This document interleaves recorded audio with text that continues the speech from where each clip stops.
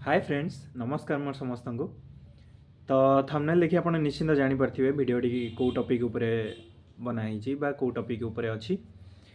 तो कथाटा है या कि तुलसी पत्र होची हमर जगन्नाथ पाखरे पूजा हुए बा कृष्ण पाखरे पूजा हुए बा भगवान विष्णु उपरे पूजा हुए कहले चले।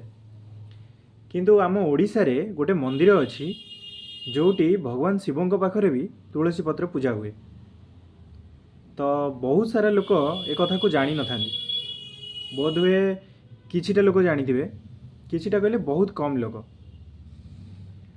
तो कहीं ना से जगह को जितेबाला आपण जीवे से जगार जितेबाला आपण पूजा करने को जीवे तो आपण निश्चिंत नना को पचारे आ सबू नना माने से कथा जानी न था। तो मंदिरटा हूँ आमर लिंगराज मंदिर।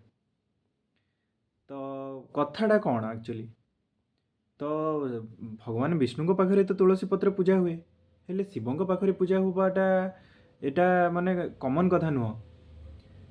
तो कारण हूँ से जगार भगवान विष्णु भी अच्छा भगवान शिव भी अच्छा।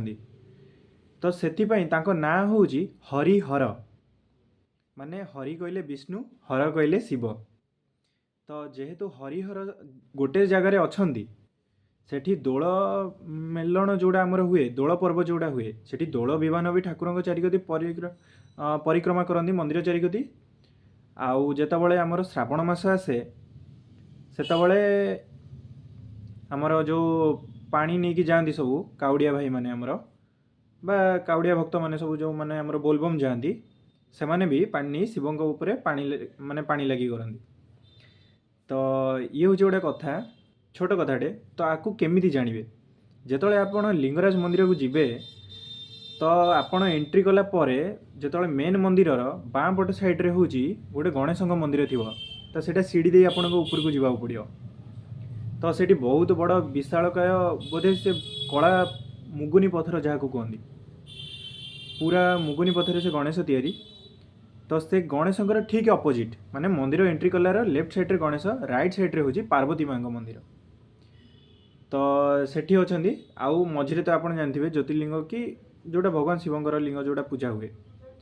तो से राइट साइड को जो आप जीवे माँ पार्वती पाखक जीवे से मूर्ति माँ ठिया एमती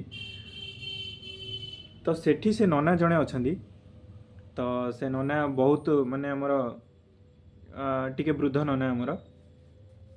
तो तांको जो पचारे कहीं एठी शिवों पाखे तुलसी पूजा हुए तो सी आपन को निश्चिंत जनइबे कहीं आम जाइलु जो मोर आ मो सांग तो से मंदिर रे एक्चुअली आम एमती बुलूलु।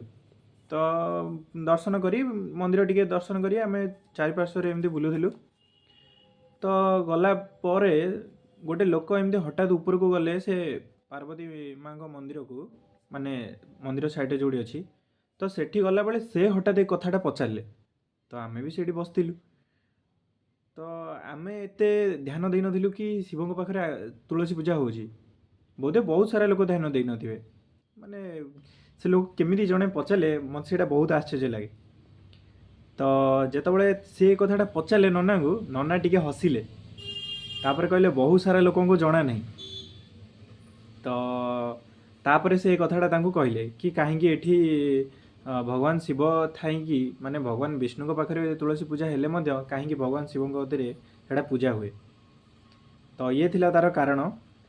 तो आशा करुँच आपण जानी आज जानी माने गोटे नुआ कथाटे जानिले कि कहीं भगवान शिवों पाखे तुलसी पूजा हुए जोटा कि मो पाई तो बहुत अद्भुतकर कथा कहीं तुलसी माँ बहुत पवित्र।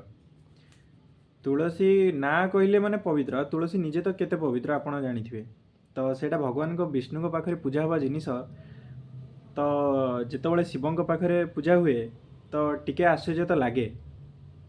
तो आज ये थिला गोटे नुआ कथा आशा करुँच आपण किछि जानिथिबे माने नुआ कथा जानिले। तो वीडियोटी केमती लगिला डेफिनेटली कमेंट सेक्शन में जनइबे। जय जगन्नाथ।